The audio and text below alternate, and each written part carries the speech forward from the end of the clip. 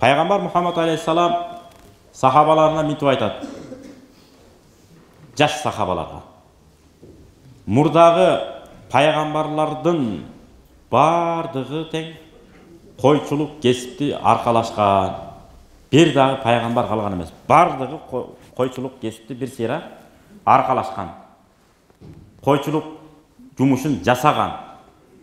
Десе, ошол жерде жаш сахабалар айтып атпайбы? Алланын элчиси, сен дагы койчулук ишин жасадың беле, койчу болдуң беле деп атат. Тааныбаган, жаңыдан тааныган сахабалар суроодо. Анан пайгамбар айтат, ооба, мен деле кой кайтаргам. Күндө ак алып, күнүмдүк кой кайтаргам, ак алып. Ээн талага апарып, кадимкидей кой кайтаргам дейт. Анын эмнеси уят экен деген мааниде. Ошон үчүн каникулдарда, жайкы эс алууларда балдарыбызды кээде тууган уруктарга кой бакканы, жылкы айдатып, анча-мынча ушундай иштерге аралаштырып койсок, оокатчылыкка ташталып калат экен. Бүркүттү деле карабайлыбы? Азыр жаныбарлар дүйнөсү деген чыгып калбадыбы телевиденияда, телевизорлордо. Ошолордо карасак кызык болот экен. Баласын ыргытып көрөт экен.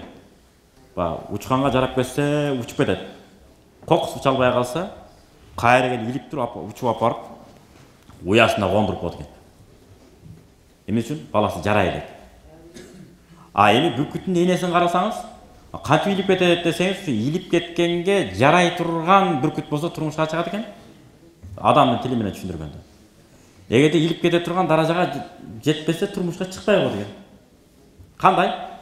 Мисалы, ургачы бүркүт турмуш жолуна даяр болду дейли. Ага 5-6 бүркүт чапсала турган болсо, мен чыгам деп. Өйдө көздө учуруп, таякты ыргытып көрөт экен.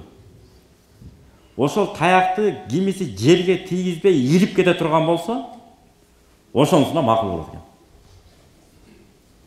Анан ошонусу анан кийин, бул чыныгы аталыкка жарай турган бүркүт дейт экен.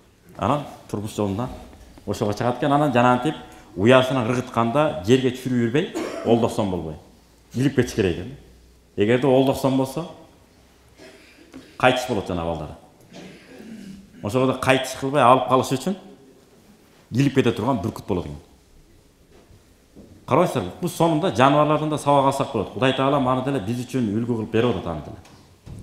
Ошол сыяктуу биздин дагы балдарыбызды турмуш жолуна аяй бербей, аралаштырып, тияка бияка аралаштыра берсек, жумшап үйрөтсөк, Кудай буйрса, чыйыр алган, мыкты, бирөөнүн кызын кор кылбаган, татыктуу ата болуп берет экен Кудай буйрса.